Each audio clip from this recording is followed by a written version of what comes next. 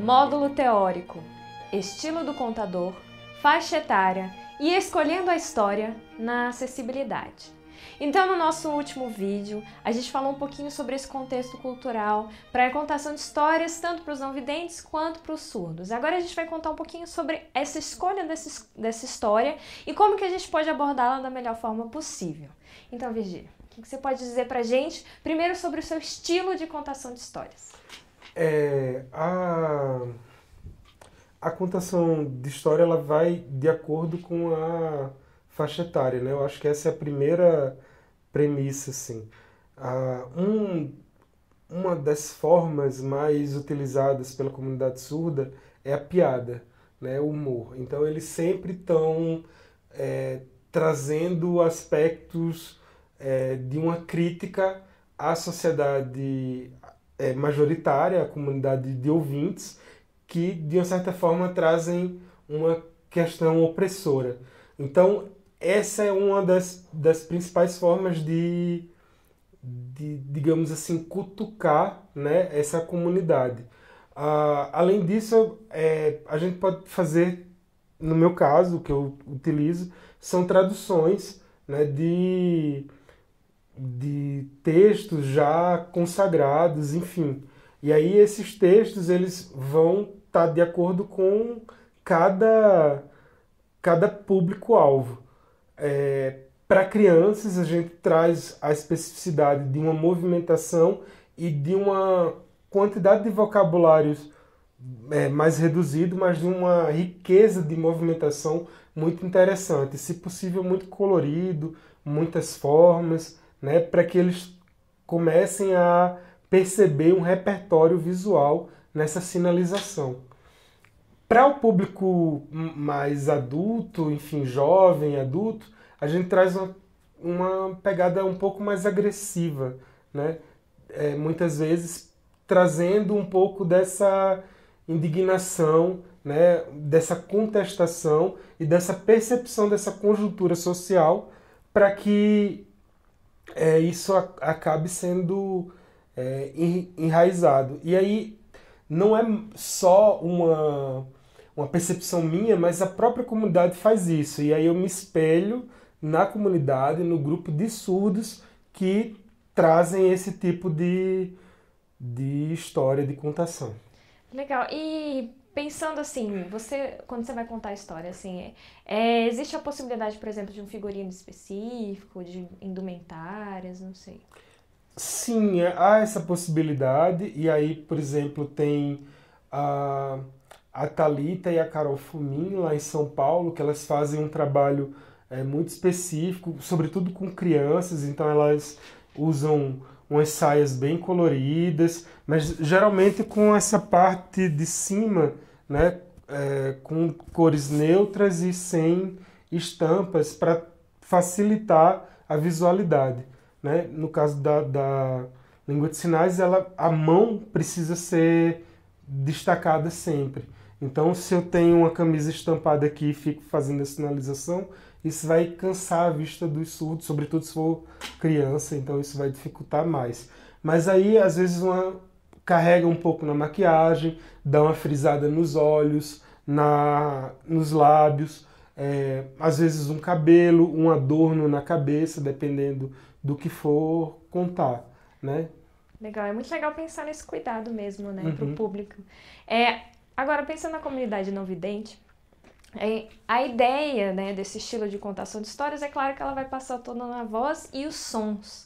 Então é sempre muito interessante se você, por exemplo, aproveitar instrumentos musicais, é muito legal, ou até mesmo cantar e aproveitar inclusive os diferentes espaços que você pode contar uma história. Então é legal, por exemplo, às vezes você tem uma caminhada ou uma distância, né? Aproveita o espaço, começa a gravar lá longe, vem andando para eles terem essa dimensão, enfim. Então a ideia desse estilo para contação de não videntes é variar o máximo possível e criar o máximo possível essa cama sonora, que na verdade é gostoso para quem puder ouvir mesmo. No caso de surdos, essa movimentação também favorece bastante, né? Porque, enfim, dependendo do que está sendo contado, às vezes é uma história que você quer passar a ideia de um sussurro. E aí esse sussurro, às vezes, é uma sinalização muito mais contida né, e distante, e aí você vai fazendo, assim, de uma certa forma um pouco mais confusa, e aí o surdo vai ficar, o que é que ele está falando? O que é aquilo? Não estou entendendo direito, e aí você vai dando mais firmeza, mais definição para a sinalização que você está utilizando, e aí isso vai ficando mais claro, vai trazendo mais impacto nessa sinalização. Perfeito. Então, o uso da linguagem específica, seja ela a voz, seja ele o corpo, enfim, é muito importante ter esse cuidado e aproveitar o máximo possível, né? E, afinal de contas, ter afinidade com o público com quem você está contando a sua história, né? Isso. Ter esse carinho para quem você está contando a história, para a história ficar o mais viva possível, mais acessível possível. E aí, agora, hoje nós temos acho que quase um outro patamar de sinalização, com muita sofisticação na sinalização, trazido por vários surdos de diversos lugares no mundo, e que no Brasil já tem alguns representantes, o Léo Castilho, a Catarine Moreira, o Igor Rocha, o Cristiano Monteiro, a Fernanda Machado, bem específico na parte do poema, né, de poesia, mas eles trabalham com algo que eles estão chamando de visual vernacular, que eu, enquanto pesquisador, tenho uma dificuldade de entender se é algo muito mais linguístico ou muito mais narrativo. Ainda estou tentando identificar isso, pesquisar. De qualquer forma, esse visual vernacular, ele dá a possibilidade de diversas camadas. Então, para você ter ideia, eles fizeram uma contação de uma cena grande do Star Wars. Uau. Então, eles pegaram uma nave espacial, e aí, por exemplo, a configuração de avião normalmente é essa ou essa, e aí eles fizeram essa daqui, né? E aí a guerra aconteceu, os raios vinham, né? E aí a nave explodiu, pula da nave, cai, e aí sai um sabre de luz, assim.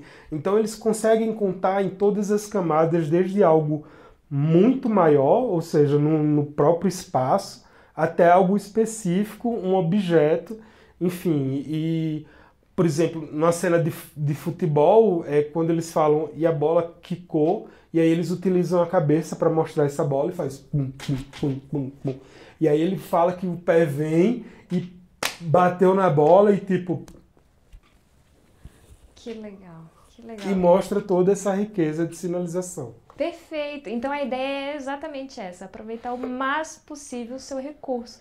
E aí, claro, você deu o exemplo da língua de sinais, mas se a gente fosse, por exemplo, fazer uma cena de Star Wars para não videntes, seria aproveitar então esses sons, né? Fazer o som das naves, fazer o som das explosões, fazer até o som icônico do sabre de luz. A ideia é exatamente imergir mesmo nessa possibilidade linguística. Bom, é isso.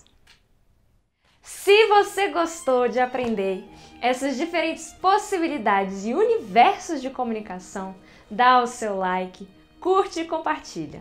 Eu sou Clarissa Portugal, contadora de histórias, e esse é Virgílio Soares, tradutor de livros.